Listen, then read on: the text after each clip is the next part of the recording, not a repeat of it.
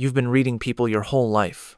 Even if you didn't realize it, it's in the way someone shifts their weight before answering you. The small tilt of the head when they're curious. The fraction of a second where a smile reaches the eyes or doesn't. Most of it slips by, like clouds moving overhead. But tonight, we're going to slow it all down. We'll wander together through the quiet world of body language and the 20-plus silent signals that reveal what people are really thinking, though they might never say it aloud. Don't worry, this isn't a crash course, and there's no quiz at the end. It's a gentle walk, a chance to notice what's always been there. Of course, once you see these signals, you might not be able to unsee them, but by then, you'll probably be too relaxed to care. So take a deep breath. Let your shoulders fall, just a little. Feel your jaw unclench, and imagine yourself sitting in a place you feel comfortable. Maybe it's a warm cafe, a park bench, or a quiet seat by a window at night. Before we begin, if you're still awake, you might leave a comment with your location and the time where you are. It's always curious to see where these small moments of learning happen. Now, let's drift into our first signal, the posture of presence. The first thing you notice about someone before they speak, before they even see you, is their posture. It's the frame they carry their thoughts in, the silent architecture of how they meet the world. Picture this. You're in a park on a mild afternoon. The air is warm enough for people to shed their coats, but cool enough for hands to find pockets. You're on a bench, not watching anyone in particular, yet you're aware of everyone passing by. There's a man walking with his chest open, shoulders loose, each step steady. He looks as though the day has agreed with him. You feel without even meaning to that he's confident, approachable. That's the quiet power of open posture. A few minutes later, another figure comes along. Her arms are drawn in, shoulders slightly hunched, chin dipped as though guarding something precious. It's not that she's unfriendly, just that her stance whispers, "Keep a little distance." This is the closed posture, the body making a small shelter for itself. Posture has this way of telling the truth before words do. You can say, "I'm fine," but if your shoulders are up by your ears, the body is speaking a different sentence. If you were to stand in front of a mirror right now, you might notice your own alignment. When you feel open to the world, you take up space not in a loud way, but in a steady, anchored way. Your feet find their place, your shoulders ease back, and your chest expands just enough to invite breath. And when you don't feel that openness, everything folds in. The body curves inward like a page being turned toward itself. It's a natural instinct. Sometimes it's protection, sometimes it's simply comfort. Historians of social behavior, yes, they exist, will tell you posture has been part of human communication far longer than spoken language. Our ancestors didn't have words for confident or nervous, but they could read it in the way someone stood at the edge of a firelight. Psychologists like Albert Mehrabian, in his work on nonverbal communication, have suggested that more than half of what we understand from others comes from nonverbal cues. Posture isn't just decoration, it's half the message. Now, imagine you shift your gaze slightly and see a third person on the path. They're walking slowly, head tilted just a little to the side. Not in a dramatic way, just enough to suggest they're curious, listening to the world. The head tilt is one of those subtle cues of interest. Dogs do it. Children do it. Adults do it when they want to show they're paying attention. It's the body's way of saying, "I'm here with you. I'm not just waiting for my turn to speak." If open posture is the invitation, the head tilt is the warm light inside the doorway. What's fascinating is that you already read these cues without thinking about them. You don't stand in the park with a clipboard checking head tilt observed, possible engagement. You just feel it. Your brain is fluent in this language, even if you've never studied a single word of it. Still, when you start noticing, really noticing, it becomes like turning up the dimmer switch on a light. Details you once missed start to appear in sharp relief. The way a friend's stance changes when the conversation turns serious. how a stranger's open shoulders invite conversation, while crossed arms gently close the door. And remember, none of these signals mean the same thing for everyone, every time. Someone crossing their arms might be cold, not defensive. Someone leaning back might just be resting, not retreating. Context is the quiet stagehand that makes the scene make sense. But posture? It's always saying something. Even in stillness, it speaks. You sit there for a while, letting the stream of people pass. Some walk briskly, heads forward like arrows. Some meander, their bodies loose, as if the day is theirs to stretch out in. And as you notice the way they carry themselves, you start to feel different. Not just more observant, more aware of your own presence in the space. Your back straightens slightly. Your breathing deepens. Your shoulders find a comfortable openness. And in that moment, you realize you're part of this silent conversation too. The art of mirroring. It happens so quietly, you rarely notice it. Two people in conversation begin to move like dancers who have rehearsed for years, though they've never practiced a step. One leans back, the other leans back. One crosses a leg, the other follows a moment later. A hand lifts to touch the hair, and without conscious thought, the other hand mirrors the gesture. This is mirroring, the subtle imitation of someone else's posture, movements, or expressions. It's not about copying. It's about harmony your body, finding a rhythm with theirs. Imagine you're back in that quiet cafe from earlier. The hum of voices, the occasional clink of a coffee cup being set down. At the table beside you, two people are meeting for the first time. You don't hear every word, but their bodies are telling you plenty. When one leans in slightly, the other follows. When one tilts their head to the left, the other's head slowly tilts in the same direction. Their hands, too, seem to move in parallel. One rests on the table, the other mirrors. This isn't staged. It's an old, unconscious instinct. Some researchers think it's rooted in empathy, that by physically echoing someone, we're showing, I'm with you. I'm like you. The interesting part, mirroring works both ways. When you do it naturally, it often means you feel rapport. And when someone else sees you mirroring them again, often without realizing it, they feel that rapport back. It's the body's version of smiling at someone and having them smile in return. But here's where it gets fascinating. Mirroring doesn't just happen with people we like. It can happen in negotiation, in subtle power struggles, even in tense situations. The difference is how it plays out. In moments of cooperation, mirroring is fluid and relaxed. In moments of competition, it can become stiff, almost like each person is saying, I can match you, step for step. If you wanted to test this for yourself purely as a gentle experiment, you could try it the next time you're in conversation. Match the other person's posture, not instantly, but after a comfortable pause. See if the flow between you feels smoother, but only if it feels natural.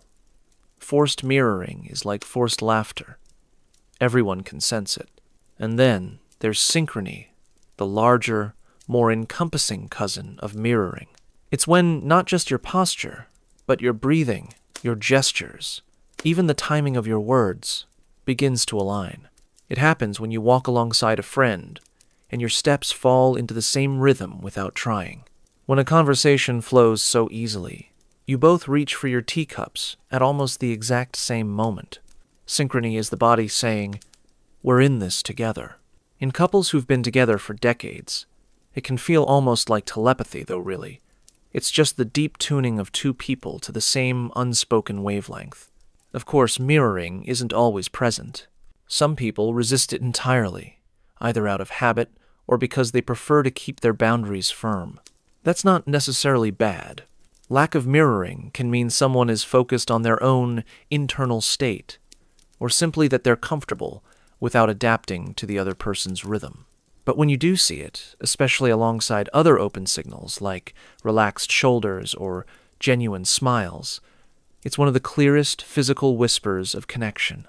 You sit in the cafe a while longer. The two people at the next table are still leaning toward each other, moving in quiet symmetry. You notice even their laughter has the same gentle rise and fall. If you didn't know better, you'd think they'd been friends for years. And maybe, by the time they leave, they will be. Outside, as you step back into the afternoon air, you pass a bus stop where two strangers stand a polite distance apart. They are not mirroring each other.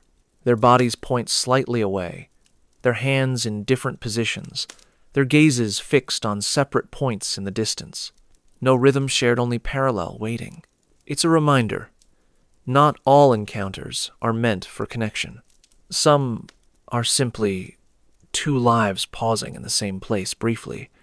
Mirroring is like that secret melody you only hear when you're listening for it. It doesn't demand attention. It just hums quietly in the background, telling you when two people are in step without ever needing to say a word. Next, we'll move to another silent clue, one you can spot even from across the room: the lean. Forward, backward, or somewhere in between each one, telling its own quiet story. The silent vocabulary of the face. You know how people always say, it's all in the eyes? Well, that's only half true. The eyes might be the headline, but the entire face is the newspaper. And if you know how to read the fine print, you'll catch things that no one else in the room does. Let's start with micro-expressions, those split-second flashes of emotion that leak out before someone can compose themselves. They're involuntary, meaning your brain is practically throwing up a billboard of truth while your mouth is trying to keep the secret.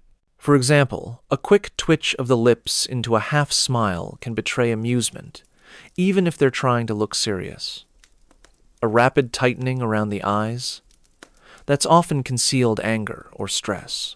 The funny thing is, most people completely miss these signals, not because they're invisible, but because we're too busy focusing on words. But if you slow down, if you let your gaze rest just a fraction longer on someone's face, you'll notice these tiny bursts of truth like fireflies in the dark. The power of eyebrows. Eyebrows are not just decorative hairlines, they're punctuation marks for the human face. Raised eyebrows usually mean surprise or curiosity, but pair that with a tilted head and you've got skepticism. A single raised eyebrow? That's sarcasm's signature move, and frankly, it's almost impossible to fake without feeling a little smug.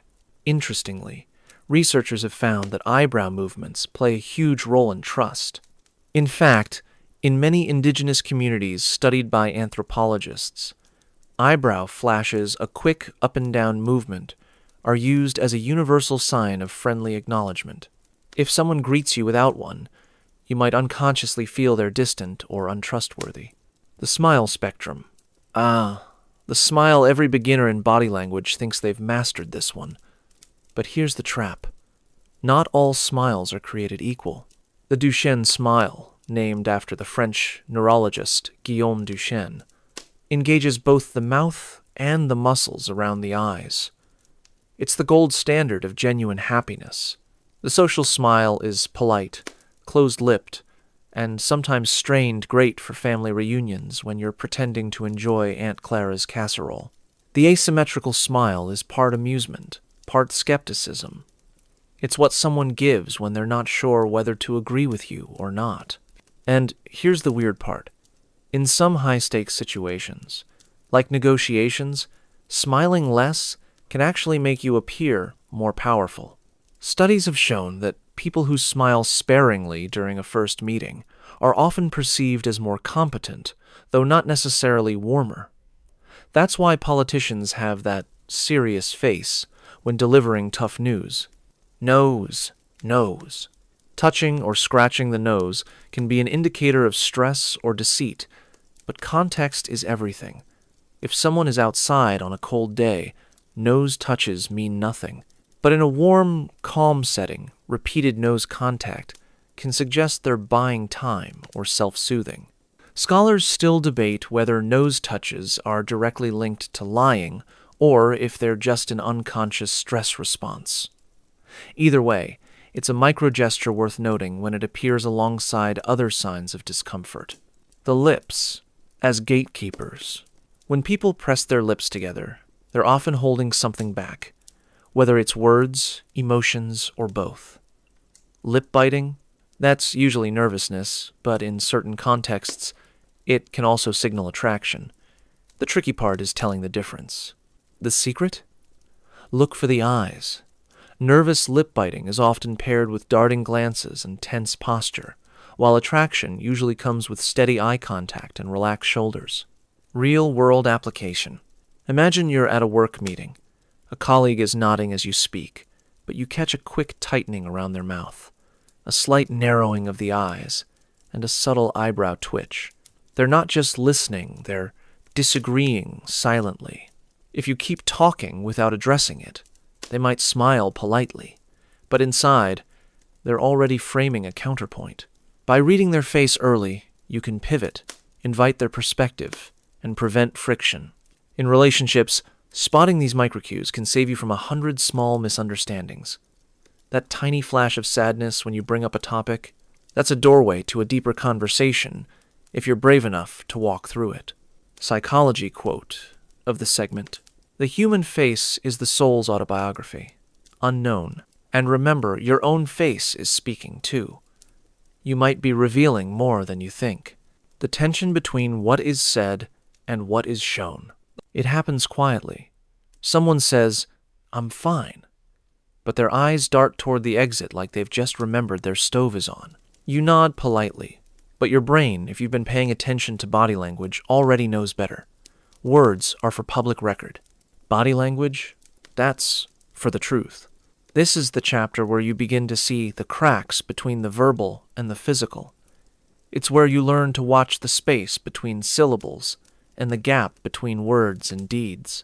And, perhaps uncomfortably, it's where you realize just how often people's bodies betray what their mouths are working overtime to conceal. The 3 types of contradictions. Contradictions in communication come in 3 flavors. Let's taste them one by one. Direct opposition. The words say yes. The head shakes no. This is the equivalent of wearing a raincoat to tell someone it's sunny outside. The brain might try to hide feelings, but the muscles in the neck, they have a mind of their own. Partial conflict. A smile that's genuine in the mouth, but missing in the eyes. The human face has 43 muscles, but a real smile, the Duchenne smile, lights up the corners of the eyes. A fake smile stops short, like someone turning down the volume just before your favorite song's chorus. Microdelay. That tiny, almost imperceptible pause between a statement and the accompanying gesture. The pause might be just 0.2 seconds, but it's enough to reveal hesitation. For example, someone says, "I'm so happy you're here," and then smiles too late for the emotional connection to be genuine. The weight of words versus the weight of gestures. Research from Albert Mehrabian famously, and often oversimplified, suggested that in certain emotional contexts, only 7% of communication is verbal, while 93% is nonverbal, 55% body language, 38% tone of voice. This doesn't mean words don't matter. It means that in emotionally charged situations, tone and movement tend to tip the scales. Think of it like this. If someone hands you a wrapped gift but throws it onto the table like a sack of potatoes, the words, "I got this for you," feel different. Micro-expressions, truth in a flash. If contradictions are the big waves on the ocean of communication, micro-expressions are the ripples, tiny flashes of emotion lasting less than half a second. They're almost impossible to fake because they're controlled by the limbic system, not the rational brain. Common micro-expressions you might spot. Fear. Eyebrows raised and pulled together, upper eyelids raised. Imagine someone seeing a spider crawl over their hand, except it's during a job interview. Contempt. One corner of the mouth pulled upward. The universal, "I'm better than you" signal. Sadness. Inner corners of the eyebrows raised, lip corners downturned. Think of a child watching their ice cream fall to the ground if only for 0.4 seconds. The trick is to observe without staring. Too much eye contact turns you from keen observer to unsettling statue. The power of discomfort cues. When someone's body disagrees with their words, discomfort leaks out in predictable ways. Self-soothing gestures like rubbing the back of the neck, massaging the forearm or fiddling with jewelry. Barrier creation, holding a coffee cup close to the chest, clutching a bag, crossing arms tightly. Feet retreats subconsciously pointing the feet toward the door, even while the torso stays facing you. These aren't always lies. They can be signs of stress, nervousness, or even excitement. The context matters. A person's tell in a heated meeting might just be the same as their tell when they're about to confess they have a crush on you. Context, the king of interpretation. Without context, body language interpretation is a minefield. Someone might cross their arms because they're defensive, or because the air conditioning is set to Arctic expedition. They might tap their foot because they're impatient, or because they just had too much coffee. The real skill isn't memorizing a checklist of cues. It's reading the whole scene like a play. What's the emotional tone?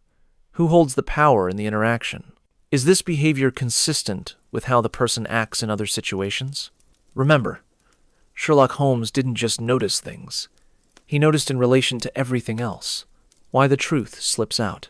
The reason body language often reveals more than words is rooted in psychology. Spoken language is a learned skill. Body language is instinctive.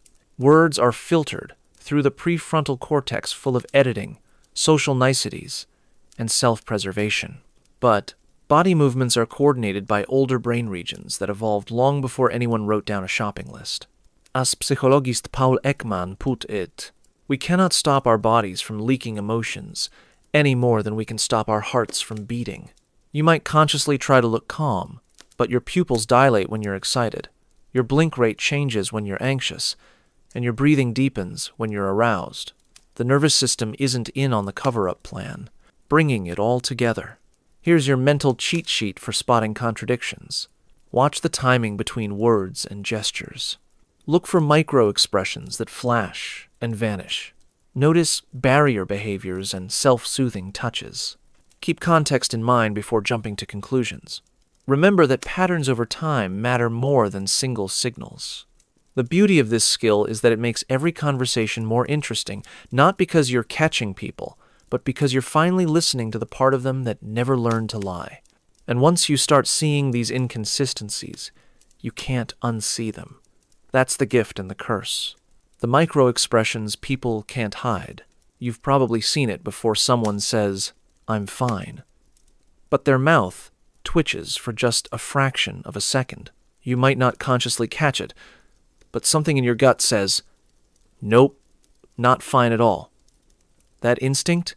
It's the magic of micro-expressions. Micro-expressions are like emotional hiccups, tiny, involuntary facial expressions that slip out before the brain has time to put on a mask. They happen in as little as 1/25 of a second. You can't stop them, and you can't fake them without serious training. Even professional poker players betray themselves now and then with these flashes of truth. The 7 universal micro-expressions. Psychologist Paul Ekman, yes, the guy whose work inspired Lie to Me, found that there are 7 emotions expressed universally, across every culture and even in people who are blind from birth. Happiness, sadness, anger, fear, surprise, disgust, contempt. What's fascinating is that these micro-expressions look the same, whether you're in New York, Nairobi, or a remote village in the Amazon. If you see the upper lip curl slightly upward and the nose wrinkle, that's disgust in any language. Now, the tricky part is catching them. Your conscious brain is too slow. It's your subconscious that notices and gives you that gut feeling.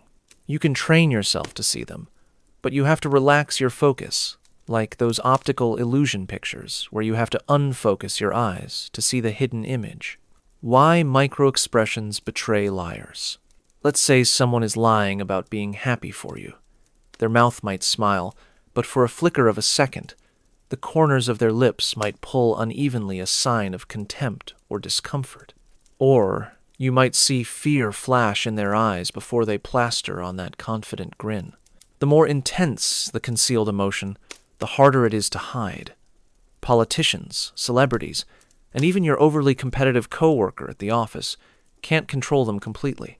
In fact, Ekman once said, "Microexpressions are windows to the soul's truth." That's poetic for a psychologist, which makes it even more suspiciously true. Training your eyes. Here's the secret. Stop staring directly at someone's mouth when they talk. Instead, soften your gaze to take in their entire face at once. Look for rapid changes, eyebrows lowering, then snapping back, lips tightening, then relaxing, eyes widening, then narrowing. You're not hunting for a big, obvious sign. You're waiting for that quick spark that doesn't match their words. Example, "Oh, I love your new haircut." Flash of nose wrinkle. Translation, "They'd rather style your hair with hedge clippers." "No, I'm not angry." Tight-lipped micro smile. Translation, "They are one IKEA bookshelf away from yelling." A real-life study in action. In one famous FBI training video, an agent is shown interviewing a suspect about a missing person. When asked about the victim, the suspect's face shows sadness for less than half a second before he covers it with a neutral expression. Later, it was revealed that he had already killed the victim. His face betrayed him before his words ever could. Why they matter in everyday life. You don't need to be interrogating criminals to use this. In relationships, noticing a flash of fear or sadness when discussing a future plan might tell you your partner isn't as on board as they claim. In business, spotting a flash of contempt during a negotiation can signal where the real tension lies. Remember, micro-expressions are raw, emotional truth leaking out of the cracks. And while most people have no idea they're even doing it, once you know what to look for, you'll start seeing them everywhere on friends, strangers, TV interviews, and even in the mirror when you lie to yourself about starting that new gym routine. Now, don't turn into the emotional detective who interrogates people every time you see a twitch. The real power is in quiet observation. File the moment away. See if it matches their behavior later, and let the pieces build a pattern over time. And here's the unnerving part. Once you start seeing them, you can't unsee them. The world gets louder, in a silent sort of way. The subtle science of touch. How contact speaks louder than words.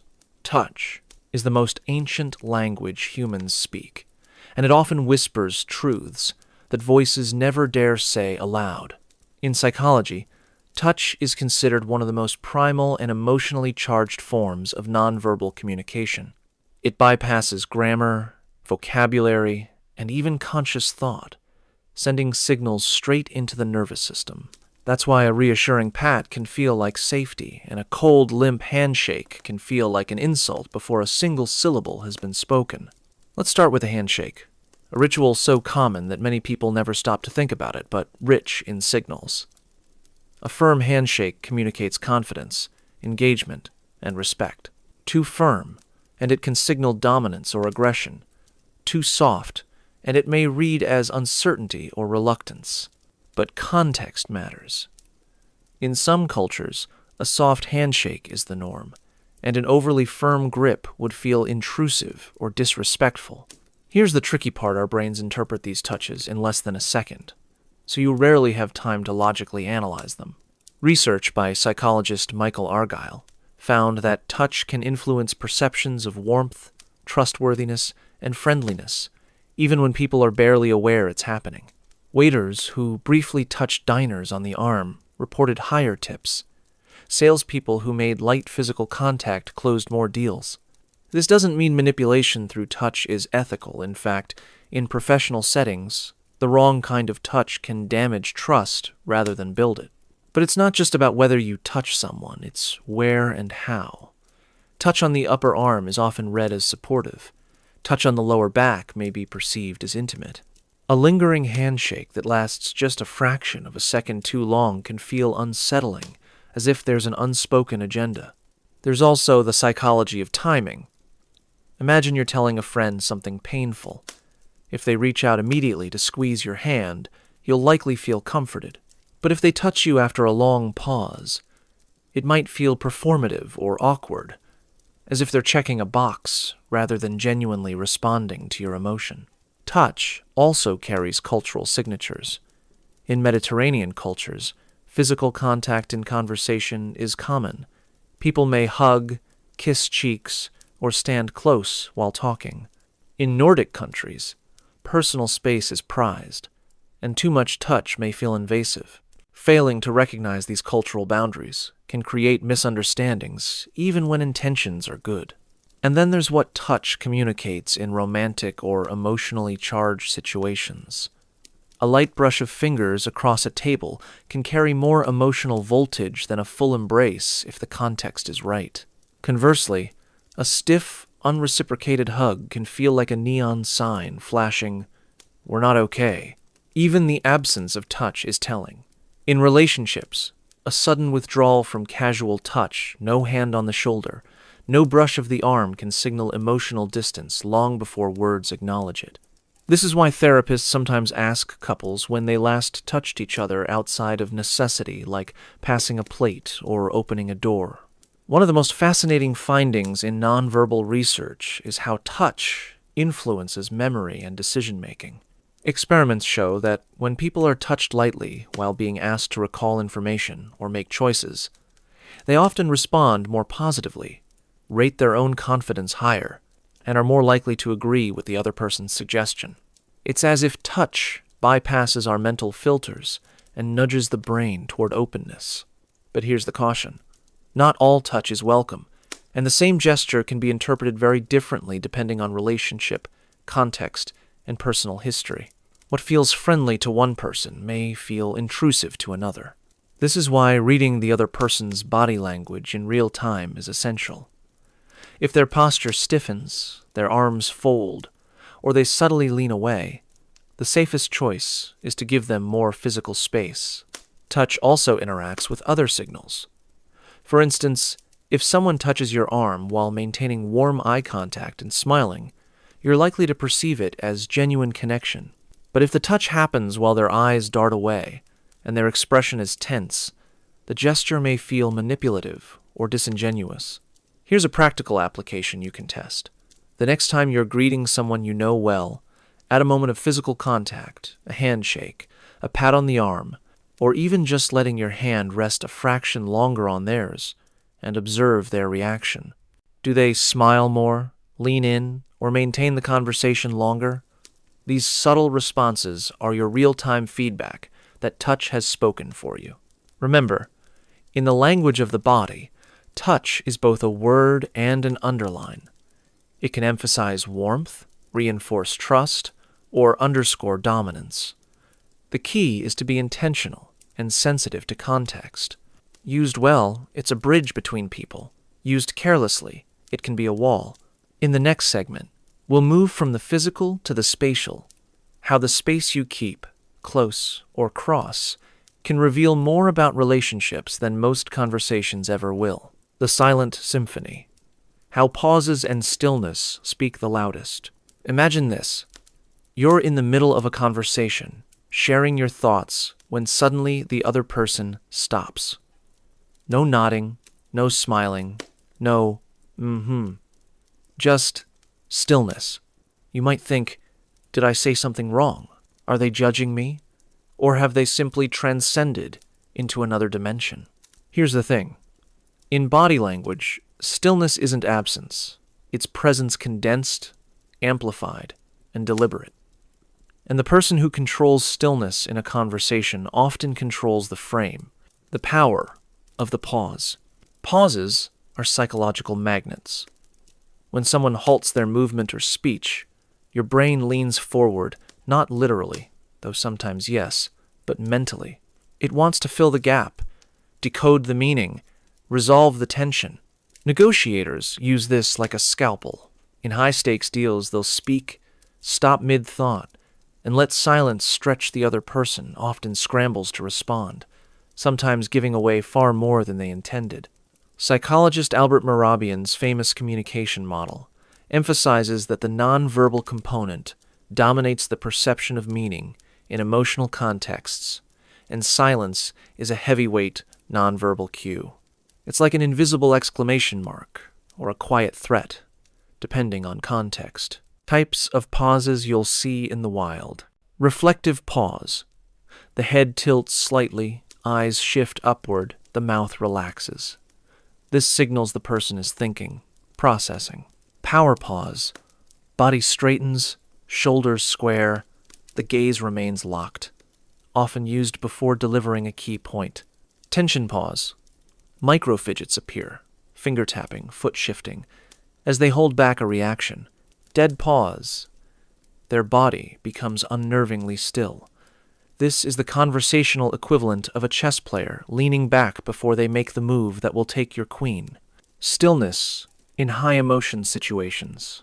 Ever noticed how, in movies, the scariest villains aren't the ones constantly moving, but the ones who stand utterly still while everyone else scrambles? That's because movement is normal. Stillness disrupts patterns. Humans are wired to notice anomalies, and stillness, especially in heated moments, is a glitch in the expected flow. Cultural twist. In Japan, silence in conversation isn't awkward, it's respected. Known as ma, it's the intentional space between sounds, movements, or thoughts. It's like conversational origami. The empty spaces fold the meaning into something deeper. Compare this to many Western cultures, where silence often feels like a pothole to be filled with nervous chatter. Spotting meaning in the stillness. Next time someone goes still, check their face. Are the eyes soft, reflective, or sharp, calculating? Check their hands. Relaxed palms may mean calm thinking. Clenched fists suggest restraint. Check the overall atmosphere. Is this stillness comforting or chilling?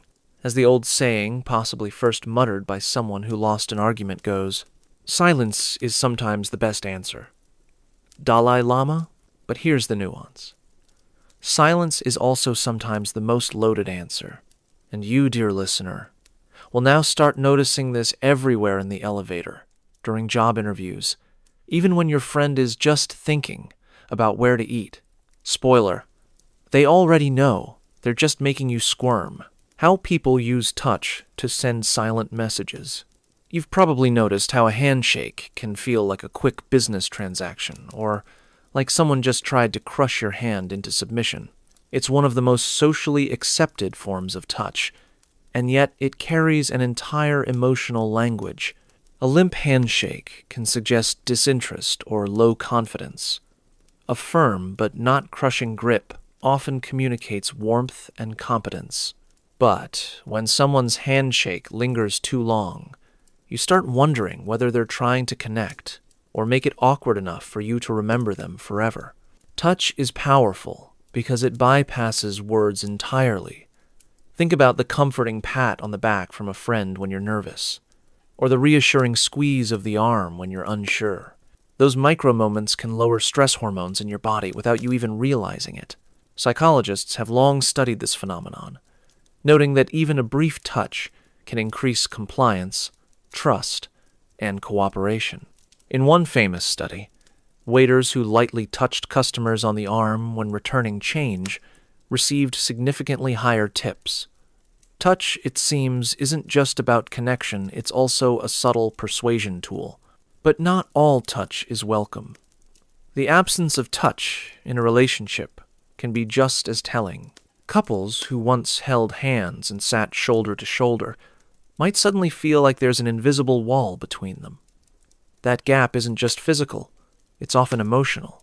When you're tuned into body language, you notice these changes long before anyone says a word. And then there's the cultural factor. In some Mediterranean or Latin American countries, cheek kisses and shoulder touches are as common as saying hello. But in many Asian countries, such familiarity might feel overly intimate. Context matters. Without it, you might misinterpret friendliness as flirtation or worse, invasion. When decoding touch, pay attention to three things: location, pressure, and duration. A light touch on the forearm might be encouraging. A firm grip on the elbow could be a way to lead or control. And a palm on the small of your back as someone guides you through a crowd? That can signal protectiveness, or ownership.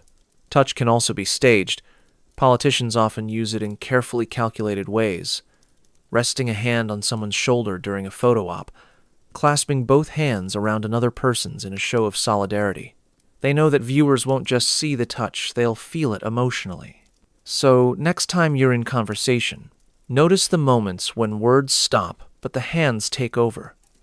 Notice who reaches out, who withdraws, and who keeps their hands in plain view but away from any contact. Sometimes the most revealing part of the interaction is the one you can't hear, only feel. The subtle dance of eye movements. You've probably heard that the eyes are the windows to the soul. That's poetic, sure, but in reality, they're more like windows to the processing center of the brain.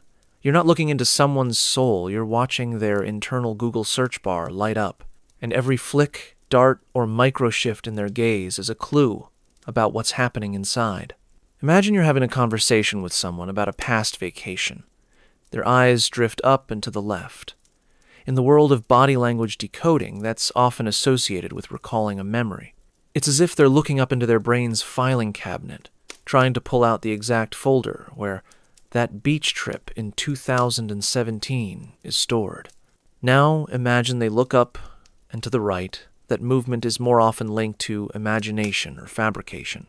In other words, they might be inventing a detail or a whole story. Of course, this isn't a courtroom trick. People's eyes wander for all kinds of reasons. Maybe they saw a bird outside the window. Maybe they're thinking about dinner. Maybe their contact lenses are irritating them. But if you notice these eye patterns repeatedly in the same context, it becomes more telling. Here's where it gets interesting. Pupils. Pupil dilation happens naturally in low light, but it also occurs when a person is feeling strong, emotions, excitement, attraction, even fear. If you tell someone a secret and their pupils widen, it's not necessarily the dim lighting. It could be their mind saying, "Oh, this is big." One subtle clue I find fascinating is the blink rate. Rapid blinking can suggest stress, discomfort, or cognitive overload, like when someone is trying to keep track of a lie they've told. On the flip side, a slower blink rate can indicate comfort, or in some cases, a deliberate attempt to appear calm and in control.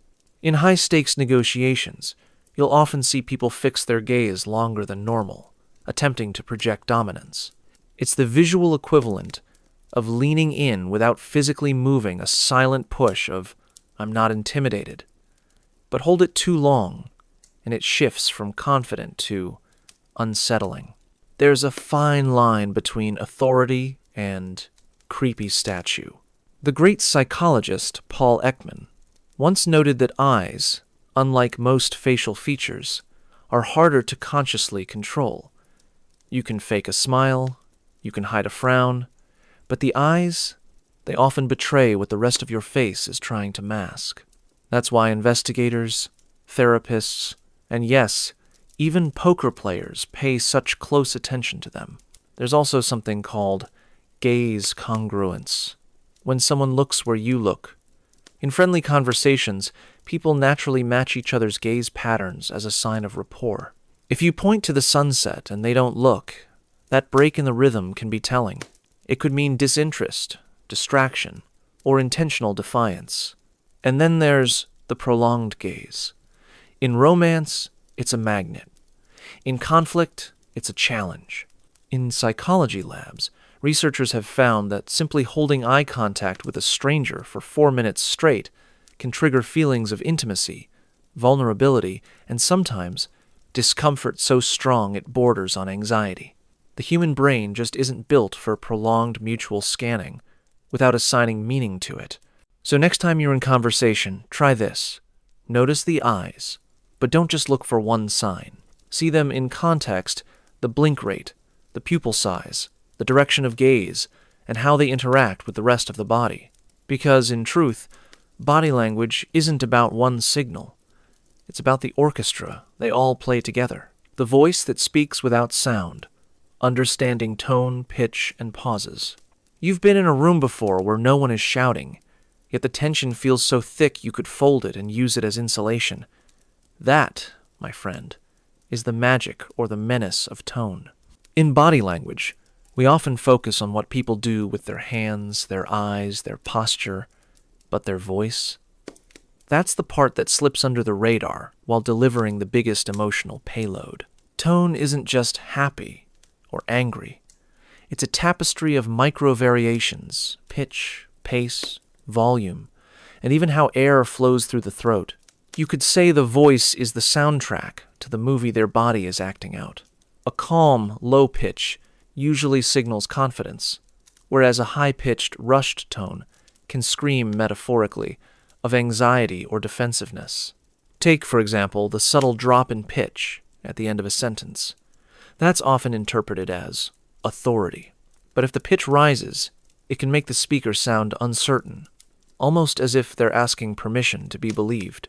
You see this a lot in job interviews where the candidate says something like, "I'm really good at project management," and suddenly the statement has transformed into a plea. But the real Jedi-level body language readers, they listen to pauses. Those little silences tell you more than the words themselves. A well-placed pause after an emotionally loaded sentence gives space for the message to sink in, almost as if the person is checking your reaction before deciding whether to continue. Conversely, a nervous speaker might rush without stopping, afraid that silence might invite challenge or rejection. Cultural context plays a huge role here. In Japan, for instance, long pauses in conversation are seen as respectful, showing you're carefully considering the other person's words. In the US, though, that same pause might be interpreted as awkwardness or lack of knowledge. Scholars still debate whether our interpretation of tone and silence is hardwired or learned from culture, but either way, it shapes how we read people's intentions. Here's where psychology gets deliciously tricky. People can fake body language, but faking tone convincingly is far harder. This is why phone conversations can sometimes feel more revealing than face-to-face ones. Without visual distractions, the subtleties in pitch, rhythm, and breath become more pronounced. If someone says, "I'm fine," but exhales sharply before the words, your subconscious picks up on that inconsistency and waves a little red flag in your mind. And yes, there are tricks to read tone in real time. One of my favorites is what I call the echo effect. When someone makes a statement, repeat it back in the same tone they used. If their tone was genuine, they'll respond naturally. If not, you'll often see a flash of discomfort, a quick glance away, a subtle throat clear, because your echo reminded them of the dissonance between what they said and how they felt. Remember that earlier conversation you overheard at the cafe? Imagine replaying it in your head with the visuals stripped away, focusing only on the audio. Would the meaning change? Almost certainly. Because the voice is the one instrument you can't fully mute, it hums with the rhythm of truth, even when the lyrics are lies. To quote the psychologist Albert Mehrabian, "When there is inconsistency between attitudes conveyed by words and those conveyed non-verbally, the non-verbal message carries more weight." Think about that. People may edit their words, but their voice will keep whispering secrets you're now trained to hear. And now, let's step into another layer of silent communication that operates entirely without the sound of words, one that you've probably noticed but never fully decoded. Reading, discomfort, and deception. Some of the most revealing signals in body language happen when a person is trying to hide them. Discomfort leaks out, no matter how still someone tries to be. The body has its own nervous system language, and when stress hits, it speaks up without your permission. One of the easiest discomfort cues to spot is micro-adjustments. When someone is seated and constantly shifts their weight, taps a foot, or repositions their chair ever so slightly, they might be physically uneasy, or they could be emotionally uncomfortable with the topic at hand. In truth, there's rarely a single cause, but discomfort is discomfort. And people don't fidget this much when they're relaxed. Then there's the classic barrier creation. You might see someone pick up a coffee cup and hold it directly in front of their chest, or they cross their arms, even when it's warm inside. These moves create a subtle wall, protecting their core, the most vulnerable part of the body. It's a primitive instinct, deeply rooted in our survival wiring. When deception enters the mix, things get even trickier. People often believe liars avoid eye contact, but research says that's not always true. Some liars increase eye contact, as if to overcompensate for the stereotype. What you can watch for instead are delays that split-second pause between a question and an answer. Truth flows faster because it's recalled. Lies need to be built. Another tell: mismatched emotions. If someone says, "I'm so happy for you," but their smile fades before the words are done, you're seeing what psychologists call a non-congruent expression. It's like subtitles that don't match the movie. Still, reading deception isn't about catching one sign. It's about catching clusters. A shifting posture, a quick swallow, a blink rate spike, and an incomplete smile. That's worth paying attention to. But if you see only one, it might just be a drafty room. You can also use baseline comparison. How does this person act when they're talking about something comfortable? Compare that to when they're under pressure. The differences tell the real story. If you master this, you'll realize that catching lies isn't about playing human lie detector. It's about listening with your eyes, as much as your ears. Signs of power and submission. How space and posture reveal hierarchies. When you walk into a room, there's usually someone who owns it. Not literally, of course, but in subtle ways. Through posture, gaze, and movement, a hierarchy quietly asserts itself. Understanding these signals gives you insight into the unspoken rules of dominance and submission. And it's surprisingly easy to see once you know what to look for. Posture, the first signal of status. Someone confident occupies space, shoulders back, spine straight, head held level. Even if they are seated, they spread slightly, leaning back in a chair with an air of ownership. On the other hand, someone lower in the hierarchy will make themselves smaller, folding limbs, drawing in shoulders, and keeping their head slightly down. The body is broadcasting status before a single word is spoken. Notice the feet, too. They rarely lie. A person who claims dominance might plant their feet firmly, toes pointed outward or slightly apart, conveying stability. Conversely, someone feeling subordinate may angle their feet toward the exit or fidget lightly, signaling readiness to retreat. Gestures and movements. Power isn't just about stillness. Controlled gestures matter. Broad, slow hand movements communicate authority, while quick, clipped gestures can betray nervousness or lack of confidence. The pace of movement often reflects internal tempo. Calm people move deliberately. Stressed people move hurriedly. Even the way someone enters a room can signal status. Do they sweep in, occupying space without apology? Or do they duck their head and avoid eye contact, blending into the background? The psychology behind dominance. Humans are wired to respond to nonverbal hierarchies.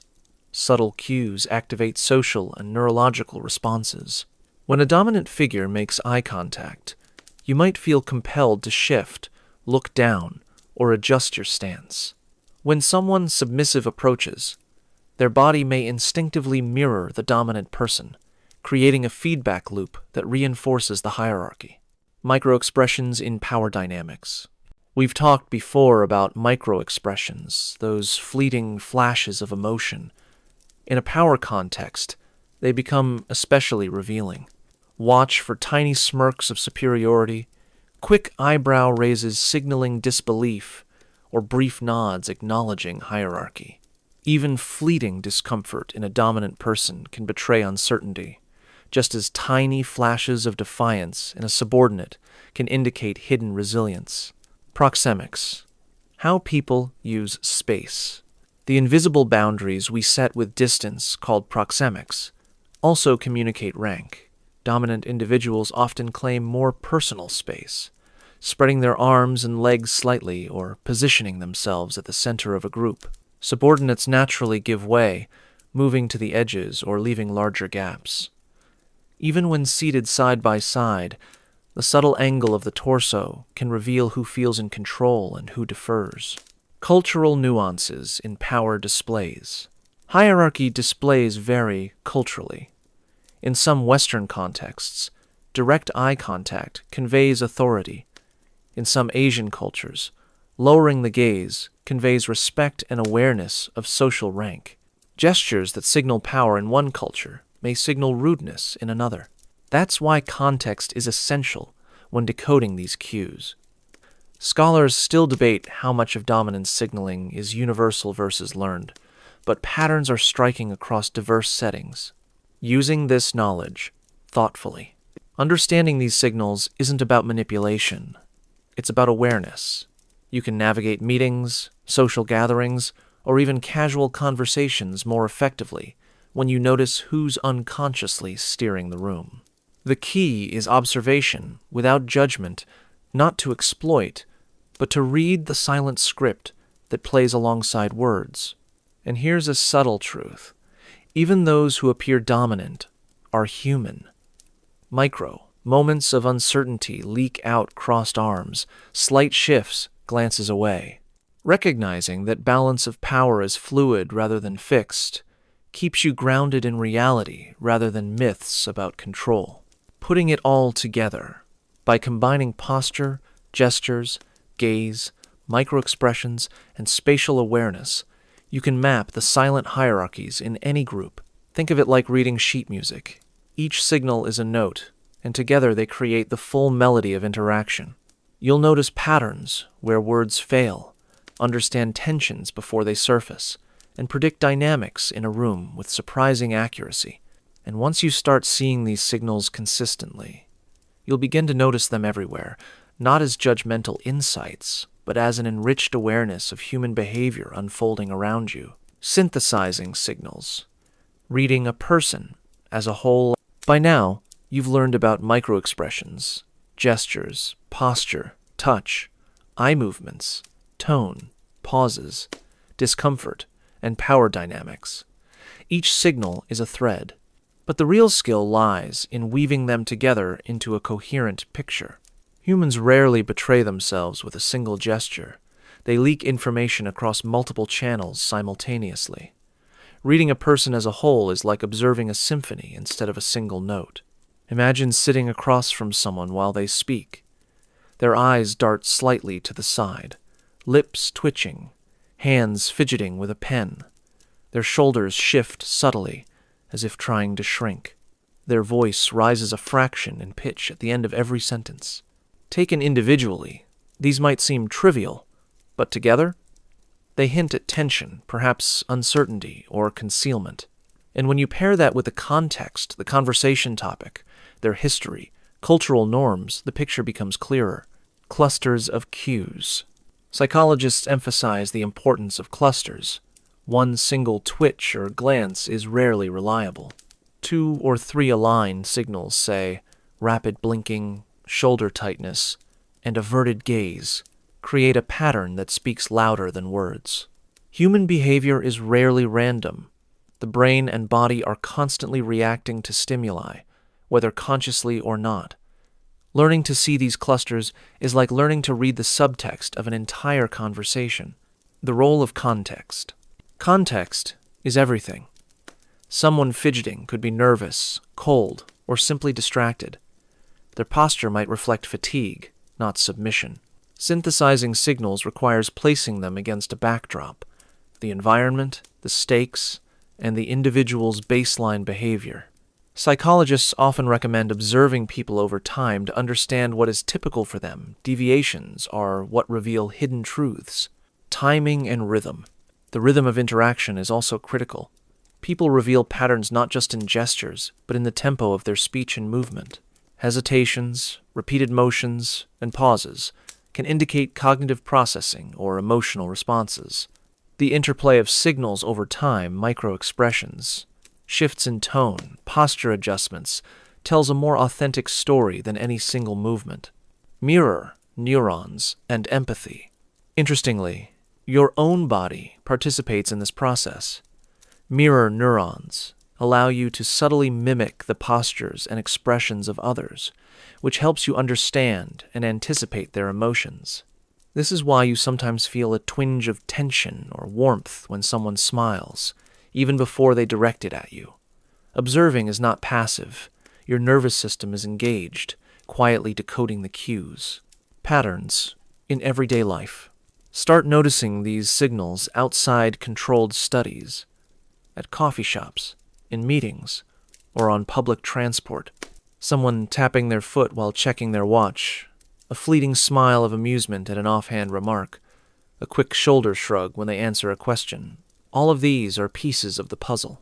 The goal isn't to judge or manipulate, but to deepen understanding of human interaction, integrating touch, space, eyes, and tone. When you read a person as a whole, every element comes together. A hand resting on the arm while leaning in, paired with direct gaze and calm tone, signals warmth and connection. Crossed arms, rapid blinking, and averted eyes might signal discomfort or even subtle resistance. Synthesizing these signals is like blending colors on a canvas individually. They are simple, but together they reveal depth and nuance. Refining your perception. As you practice, you begin to notice subtleties you never observed before. Small inconsistencies between words and body language jump out, not because you're scrutinizing aggressively, but because your awareness has been trained gently, like tuning a musical ear. You start seeing the rhythms of interaction, the ebb and flow of tension, comfort, dominance, and submission. By the end of this practice, you're not just reading gestures or expressions, you're observing the whole human system. You're noticing how one person's signals influence another's, how social dynamics unfold silently, and how subtle truths emerge from layers of behavior. Emotional leakage. When the subconscious speaks, even when someone is skilled at hiding their feelings, their body has a tendency to betray them. This phenomenon, often referred to as emotional leakage, occurs when subtle micro-movements or involuntary expressions reveal what words attempt to conceal. Imagine a person nodding enthusiastically while their lips tighten ever so slightly, or their eyes flicker downward for a moment as they claim confidence. That brief instant often says far more than the sentence they just spoke. Micro-expressions are one of the clearest forms of emotional leakage. These are fleeting facial expressions, sometimes lasting just a fraction of a second, that reflect genuine emotions like happiness, fear, surprise, sadness, anger, or disgust. Paul Ekman, a pioneer in this field, found that even experienced liars cannot fully suppress these involuntary reactions. They are the silent whispers of the subconscious. But leakage isn't limited to the face. Hands, shoulders, posture, and even breathing patterns contribute. A rapid intake of breath, a sudden shift in weight, or an almost imperceptible hand twitch can indicate tension, anticipation, or discomfort. Your eyes, trained to notice these minute signals, become a powerful tool for understanding emotional truth. The role of context. Context again matters profoundly. A person's emotional leakage might be misread if you fail to account for environmental factors, cultural norms, or personal habits. Someone tapping their fingers could be nervous about the conversation, excited about a plan, or simply restless from sitting too long. The skill lies in observing patterns across multiple channels and repeated instances, detecting subtle anxiety. Anxiety, in particular, manifests in predictable patterns. Increased blinking, shallow breathing, micro-fidgeting, and slight muscle tension often appear together. If someone repeatedly avoids eye contact while their voice rises subtly in pitch, they may be experiencing internal stress even if they claim to be calm.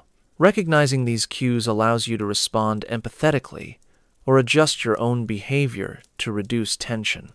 Joy and excitement. Emotional leakage isn't only about stress or deception. Positive emotions are equally revealing.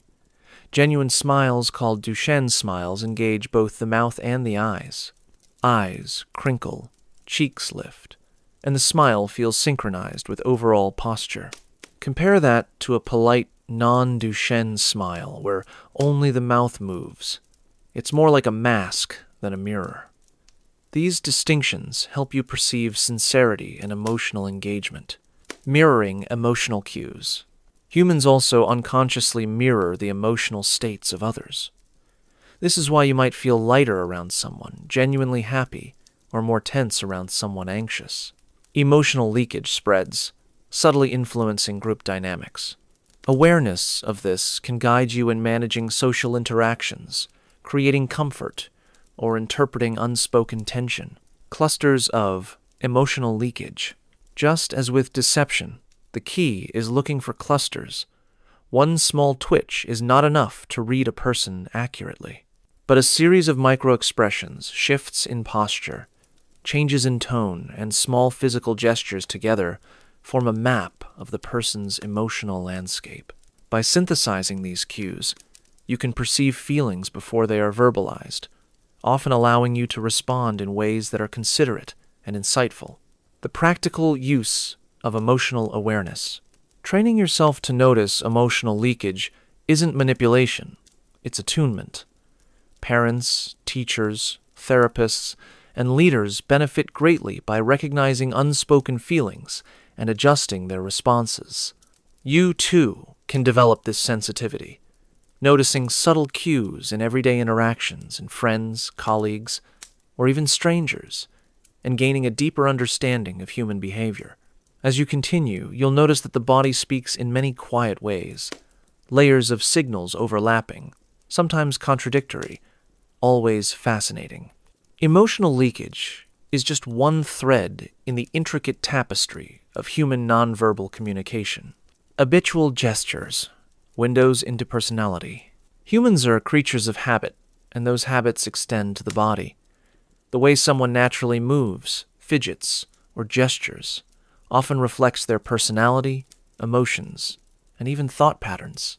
These habitual gestures are subtle, repetitive, and largely unconscious, meaning they are remarkably difficult to fake consistently. Consider a person who frequently touches their face while speaking. This could indicate nervousness or self-soothing behavior. But if it's consistent across different contexts, it may reveal an underlying introspective or cautious nature. Similarly, someone who frequently leans forward during conversation demonstrates engagement and curiosity, while someone who habitually leans back may be more reserved, analytical, or dominant in a subtle, confident way. Repetitive movements and their meanings. Small, repeated movements often carry subconscious information. Foot tapping, pen twirling, finger drumming, or hair twirling can indicate impatience, excitement, or anxiety. Context and baseline behavior are crucial. A person may tap their foot out of habit, but if combined with micro-expressions of stress or elevated pitch in their voice, the meaning shifts toward tension or internal conflict. Gesture clusters as personality signatures. Just as clusters of body language cues reveal emotions or deception, habitual gestures can form a signature of a person's personality. Some people gesture widely and expansively while speaking, hands sweeping in open arcs, arms stretching outward. This often signals openness, expressiveness, and sociability. Others make minimal gestures, conserving movement. They may be introverted, deliberate, or prefer control over their interactions. These patterns are subtle but detectable once you begin observing attentively. The role of micro-habits in communication. Micro-habits also appear in posture. A person who consistently crosses their arms or leans slightly to one side may be signaling self-protection or comfort, even when the conversation is casual. These postural tendencies are generally unconscious and persist over time, offering clues to long-term attitudes and preferences. Observing them can provide insight into how someone navigates social space, authority, and intimacy. Cultural influences on habitual gestures. Cultural background shapes habitual gestures in profound ways. In some cultures, extensive hand movement accompanies speech, while in others, restraint conveys respect. Understanding the cultural context helps prevent misinterpretation and allows you to see the gestures as authentic expressions rather than mere idiosyncrasies. Scholars still debate the balance between innate tendencies and learned cultural habits, but both play a role in shaping nonverbal expression. Linking gestures to emotional states. Interestingly, Habitual gestures often reflect emotional baselines. A person who habitually taps their fingers may be naturally energetic or impatient. Someone who frequently tilts their head may be curious or empathetic. Recognizing these patterns allows you to distinguish between transient emotional cues and enduring behavioral tendencies, deepening your understanding of the individual's personality. Observing without judging. The ultimate skill is observation without judgment. When you notice habitual gestures, resist the urge to label or assume intent immediately. Instead, record the pattern, watch how it changes in different situations, and note the accompanying emotional or contextual cues. Over time, this practice transforms observation into insight. By tracking these habitual gestures, you begin to see the rhythms of behavior that underpin personality, emotion, and thought. It's a slow, almost meditative process, where patience and attention reveal the intricate patterns of human communication silently unfolding around you. Group dynamics and emotional contagion. Human behavior rarely unfolds in isolation. Most of our interactions occur within groups, families, workplaces, social circles, and the body language of each member influences the others in subtle, almost imperceptible ways. Observing group dynamics adds an entirely new layer of understanding, as nonverbal cues ripple through the collective like waves on a pond. Mirroring and synchrony. One of the most fascinating phenomena in group interactions is mirroring, or behavioral synchrony. When people feel connected or aligned, they unconsciously mirror each other's gestures, posture, and even speech rhythm. You might notice two friends slowly matching each other's head tilts or hand movements during conversation. Couples often exhibit this, but it extends to colleagues and social groups as well. Mirroring signals rapport, trust, and cohesion, even when the participants are unaware of it. Conversely, lack of synchrony often signals tension or disconnection. In a meeting, if one person leans forward while another consistently leans back, it's a subtle indicator of differing levels of engagement, authority, or comfort. Subtle shifts in posture, gaze, and gesture reveal the invisible hierarchy and emotional climate of the group. Emotional contagion. Groups also amplify emotional signals through a process known as emotional contagion. One person's mood, expressed nonverbally, spreads to others. A leader, exuding calmness, can reduce tension. Someone displaying subtle anxiety or frustration can trigger unease in the rest of the group. Emotional leakage in groups creates a feedback loop. As one person's body language changes, it influences the behavior of others, which in turn affects the first person again. Clusters within groups. Just as with individuals, clusters of signals in groups provide insight.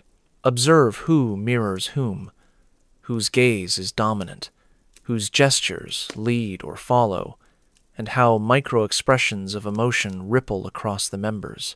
By tracking these clusters, you can begin to understand alliances, tensions, and unspoken social rules. Groups are miniature ecosystems of nonverbal communication, each member influencing and being influenced by the others. Power hierarchies in groups. Group dynamics are inseparable from power hierarchies. Dominant individuals often occupy central positions, both physically and socially, while subordinates cluster around the edges. Posture, space, and gaze all reinforce these hierarchies. Watch how people adjust their gestures and posture in response to others. A subtle lean toward a dominant figure, a quick glance at the leader before speaking, or a momentary hesitation before expressing an opinion. All of these are small but telling signs of social navigation. Subtle social cues. In groups, small behaviors carry amplified meaning. A micro-smile, a brief touch on the arm, or a shift in gaze may seem inconsequential in isolation. But within a social context, they can signal alliance, discomfort, or dissent. Awareness of these cues allows you to map the flow of influence and emotion across the group. Practical observation. Practicing this kind of observation in everyday life, at meetings, dinner tables, or casual gatherings, strengthens your ability to read subtle signals without judgment. You'll notice how moods ripple, how gestures spread, and how dominant or submissive postures influence the collective. It's a slow, almost meditative process where patience reveals the invisible choreography of human interaction. By the end of this segment, you begin to see groups not as static collections of individuals, but as living, breathing systems of emotion, intention, and influence. Each person's body language contributes to the larger narrative, quietly shaping and being shaped by the rest of the group. Deception and emotional manipulation in individuals and groups. Deception is rarely a single act. It is a performance carried out across multiple channels of communication. When people lie, they often attempt to control what is seen and heard. Yet the body and subconscious mind have their own agendas. In both individuals and groups, these subtle leaks of truth can be remarkably revealing. Micro moments of dishonesty. Even the most practiced deceivers display micro moments of inconsistency. Their smile may not fully engage the eyes. Their posture might shift unconsciously, or their voice may briefly rise in pitch. These brief contradictions are often the body's way of expressing the truth when words are attempting to mask it. In groups, a single dishonest participant can disrupt the rhythm of interaction, creating subtle tension that others pick up on, often without realizing it. Patterns of manipulation. Manipulation is not always overt. A person may use charm, selective attention, or strategic pauses to influence others. The subtle body language accompanying these behaviors, leaning forward while speaking, mirroring gestures to build rapport, or strategically breaking eye contact, reveals the underlying intent. In groups, these tactics are magnified.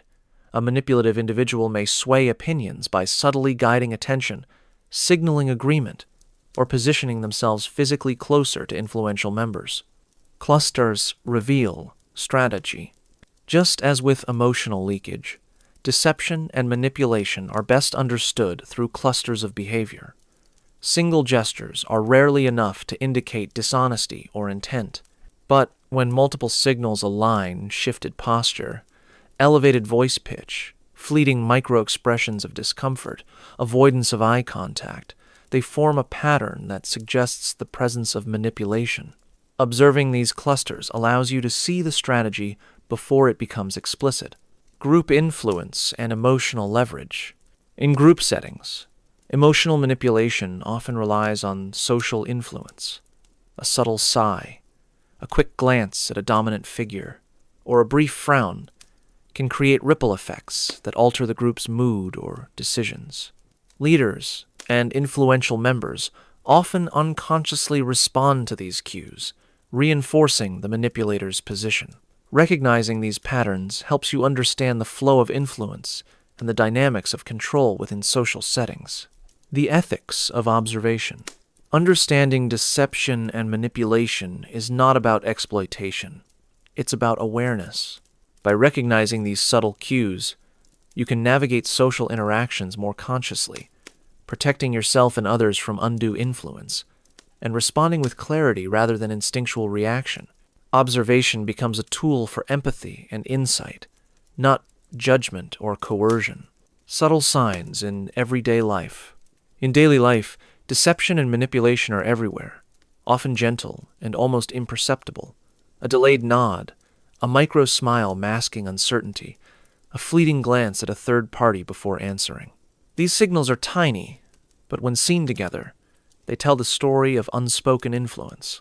By practicing awareness, you develop the ability to notice these patterns without becoming hypervigilant or suspicious, simply attuned to the rhythms of human behavior.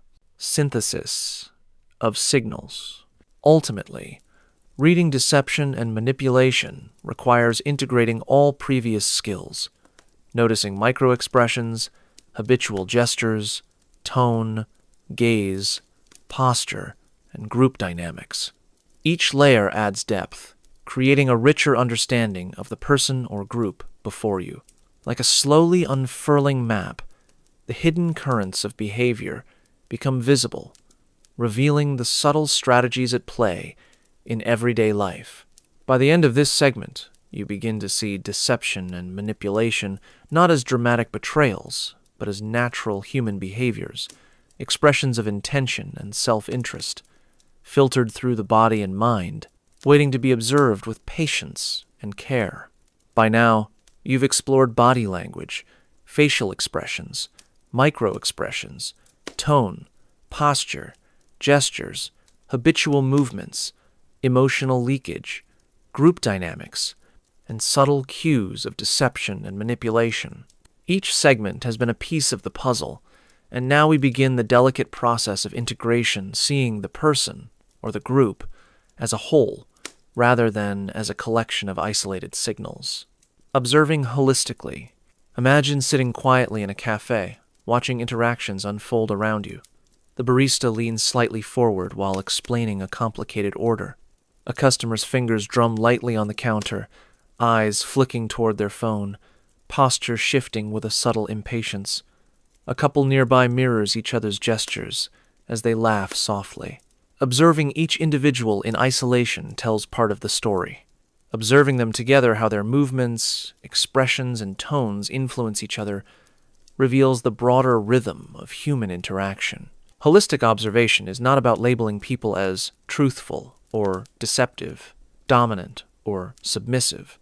It is about understanding patterns, flows, and interactions.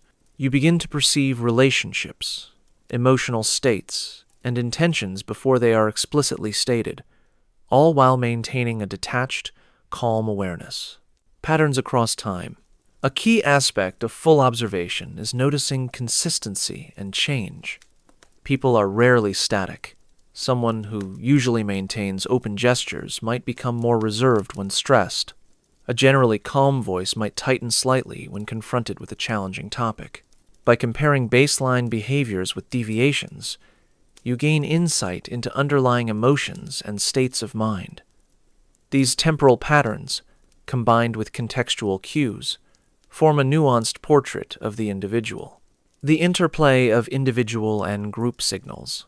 Integration also requires understanding the interaction between personal and group behavior. How does one person's posture or gesture influence another? How does emotional leakage spread across a group? When a dominant figure shifts subtly, who mirrors the action? Who resists it? Each signal ripples through the social fabric, revealing alliances, tensions, and subtle influence. Observing these dynamics requires patience, attentiveness, and a quiet curiosity, like listening to a symphony and noticing each instrument, each note, and how they harmonize or clash. Practical application. This skill is not about manipulating or judging. It is about awareness and empathy. In social situations, it allows you to respond thoughtfully, attuned to the needs and emotions of others, and navigate interactions with subtlety and understanding. In professional settings, it helps in collaboration and negotiation. In personal life, it deepens relationships and strengthens your ability to perceive what is unspoken. Refining perception. The more you practice, the more natural it becomes. You begin to notice small, almost invisible cues, a quick exhale before speaking, the micro-shift of shoulders, a fleeting glance, and understand how they connect to other behaviors. Observation becomes second nature, like reading the room instinctively, yet with a measured, gentle awareness. A gentle reflection. As you reflect on all these skills, consider this. Humans communicate far more with their bodies than with their words. We reveal ourselves in the tilt of a head, the tightening of lips, the rise and fall of tone, and the rhythm of movement. Learning to perceive these signals enriches your understanding of others, but also your understanding of yourself. Take a slow breath now, letting this knowledge settle. Imagine the subtle movements around you, the quiet expressions, the unspoken cues. Appreciate the complexity of human behavior, the intricate choreography of interactions, and the calm observation that allows you to witness it fully. By cultivating awareness, patience, and empathy, you step into a space where understanding flows quietly, deeply, and gently, a space where the art of reading people becomes less about judgment and more about connection, insight, and quiet curiosity. As we slowly bring this journey to a close, take a moment to settle comfortably. Feel the subtle rhythm of your own breathing, letting it mirror the calm observation you've practiced over the past segments. Throughout this exploration, you've traveled through the quiet, intricate landscape of human behavior, gestures, micro-expressions, posture, tone, and the ebb and flow of emotions, both in individuals and in groups. Consider how each person around you is carrying an unspoken story. Every movement, every glance, every subtle shift conveys something, sometimes joy, sometimes uncertainty, sometimes curiosity. The dance of human signals is constant, silent, and beautiful, waiting only for someone to notice. Now, imagine gently stepping back from analysis.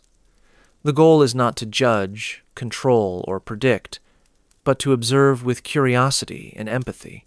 Awareness of these signals is a doorway to deeper understanding, not only of others, but also of yourself. You recognize the rhythms, the patterns, and the moments of honesty that surface in the body, sometimes when words are absent or misleading. Let your mind rest on the quiet intricacies of human communication. Notice how even the smallest gesture carries meaning, how subtle shifts ripple through interactions, and how emotional leakage quietly colors every encounter. In this gentle awareness, you can find patience, empathy, and a soft curiosity that allows you to witness without interference. As you relax further, let go of any tension or need to analyze. Picture the people you meet in your daily life, each with their own microcosm of signals, each with hidden depths, revealed only to those who observe quietly. You are now more attuned, yet still peaceful, allowing insight to flow without urgency. And now, as your thoughts slow and your awareness softens, you may let this knowledge settle into the background of your mind. The world of human behavior is complex, subtle, and endlessly fascinating, but for now, it can rest alongside you. Like a gentle melody drifting through a quiet room, breathe deeply, slowly, and know that the quiet observation you've practiced today is a skill that will continue to grow, softly and steadily, as you move through your days.